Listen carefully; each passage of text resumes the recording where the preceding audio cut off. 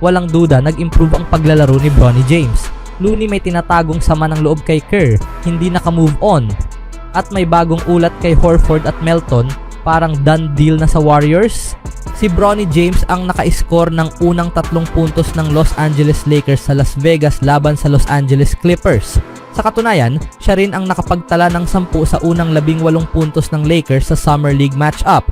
Matapos ang pambungad na 3-pointer ni James, nagpatuloy siya sa kanyang pinakamahusay na performance ngayong buwan sa laro na nauwi sa 67-58 win versus Clippers na mas kahawig pa nga ng isang college basketball rock fight kaysa Summer League ng NBA.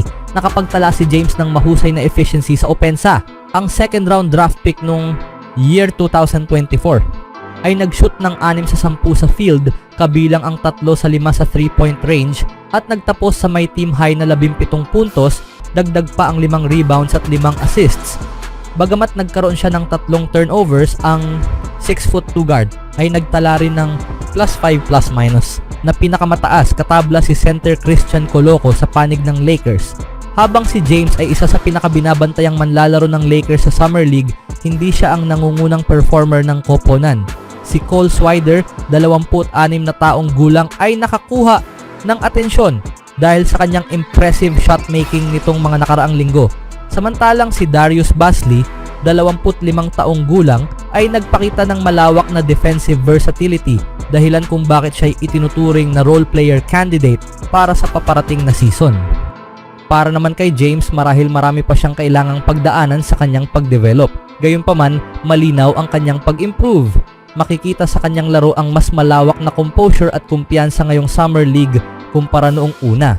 Bilang paghahambing, si James ay may 32.7% field goal percentage lang sa Summer League noong rookie year niya. Nag-shoot siya ng 17 sa 52, kabilang ang isang napakasamang 3 sa 23 sa 3. Ngayong taon, pinagkakatiwalaan ng Lakers si James na humawak ng bola ng mas madalas sa Summer League at nagkaroon siya ng ilang tagumpay sa pag-orchestrate ng pick and roll offense. Upang makakuha ng papel sa NBA, malamang na kailangan niyang maging isang maaasahang 3-and-D player. Sa ngayon, mas nauuna ang depensa niya kaysa sa kanyang 3-point shooting. Kahit na medyo maliit sa height, may taglay naman siyang 6'7" wingspan at 215 pounds na katawan na nagbibigay sa kanya ng kakayahang sumabay sa mas malalaking manlalaro, na pinatunayan niya nang makipagsabayan kay Cooper Flagg, ang top draft pick ngayong taon, noong Biyernes.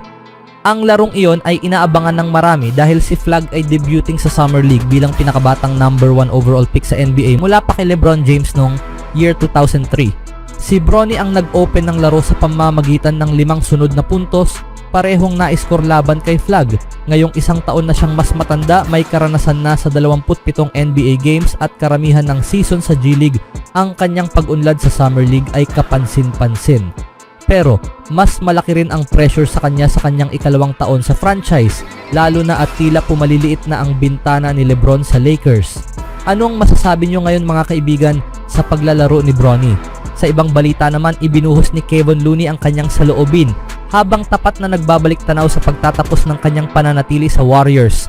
Si Looney, na lumagda ng 2 taong kontrata bilang free agent sa New Orleans Pelicans noong nakaraang linggo, ay nakipagkwentuhan kay Marcus Thompson sa Warriors Plus Minus Podcast at ibinahagi kung paano siya nakaramdam ng bahagyang panghihina ng loob sa ilang mga desisyon sa rotasyon ni Coach Steve Kerr, kabilang na ang pagpili kay rookie Quinten Post kaysa sa kanya, lalo na sa playoffs.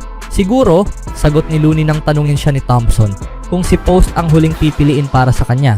Hindi ko masasabi na ganun yon, pero parang kahit sino na lang basta wag lang ako. Hindi yan isang particular na sandali. Kahit ngayong taon, siguro yung playoffs. Kalaban namin si Steven Adams. Diyan ako magaling. Pero parang hindi nila ako binibigyan ng pagkakataon na gawin ang trabaho ko. Parang, sige, hindi nyo ako pinagkakatiwalaan. Akala ko may tiwala na kayo sa akin. Nilagay ako sa dulo sa Game 7. Parang bakit kailangan pang hintayin yung ganong punto? Naglaro si Looney ng 9.3 minutes per game sa 7 laban kontra Houston Rockets sa unang round ng playoffs. Sa Game 6 kung saan natalo ang Warriors at napilitang umabot sa Game 7, 2 minuto lang siyang pinasok. Samantala, si Quinten Post ay naglaro ng 17 minuto kada laro sa nasabing serye. Bagamat kilala si Looney bilang maaasahan at matibay sa loob ng court, umabot siya sa puntong napuno na siya. Hindi, nagsasawa ka rin talaga sa ganun sa kalaunan, ani Looney kay Thompson.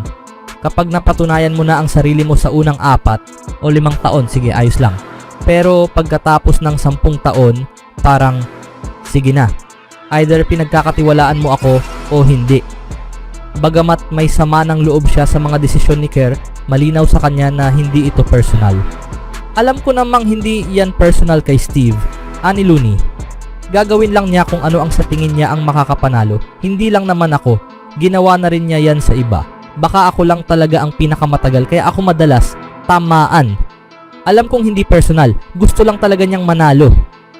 Hindi ka pwedeng magalit kasi ipinakita naman ng resulta na epektibo ang mga desisyon niya. Kapag pinag-uusapan mo ang sakripisyo at panalo, susubukin ka talaga niya pagdating sa sakripisyo. Bilang isang 10 taong veterano sa NBA, batid ni Looney ang aspetong negosyo ng liga.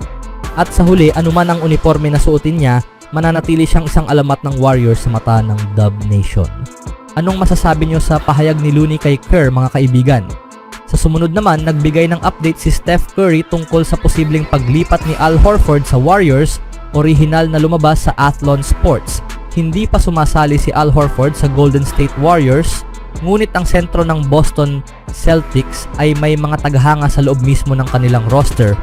Pinuri ni Steph Curry si Horford habang nakikipag-usap kay Anthony Slater ng The Athletic noong nakaraang Huwebes, bagamat maikli lamang ang kanyang naging pahayag dahil hindi pa naman opisyal na magkakampi ang dalawa. Isa siyang kampeon, mahusay naman lalaro. Kapag nangyari lahat ng yon, saka ko na yan pag-uusapan, sabi ni Curry tungkol kay Horford kay Slater. Matagal nang naiuugnay si Horford sa Warriors, ngunit nagsimula na ang free agency noong Hunyo 30 at nananatili siyang walang pirmahang kontrata. May lohika sa posibleng paglipat sa Golden State dahil nawala na nila si Kevon Looney, ang kanilang pinakamatagal ng manlalaro sa roster maliban kina Curry at Draymond Green, kaya nangangailangan sila ng bagong starting center. Ibinahagi ni Mark Stein ang pinakabagong impormasyon tungkol kay Horford sa kanyang panayam sa programang Willard and Dibs sa 95.7 The Game. Sa madaling sabi, naniniwala siyang magiging bahagi ng Warriors si Horford at baka hindi lang siya. Ako'y nakikita na sa isang paraan o iba pa makukuha ng Warriors ang parehong sina Horford at Melton sa kanilang roster matapos ang lahat, ani ni Stein. At interesado pa rin sila kay Bradley Beal. Sa edad na 30, isa si Horford sa mga pinakamatandang manlalaro sa NBA at kung pipirma siya sa Warriors, sasali siya sa isa sa mga pinakamatandang team sa liga. Sina Curry, Draymond Green at Jimmy Butler ay pawang nasa edad 35 pataas na rin. Pinahinga ng Boston si Horford sa mga back-to-back games sa nakalipas na 3 season upang mapanatili siyang sariwa para sa playoffs. Kung lilipat siya sa Golden State, malamang na ganito rin ang gagawin ng Warriors lalo na't papalapit na siya sa edad na 40. Ano sa tingin nyo dito, mga kaibigan?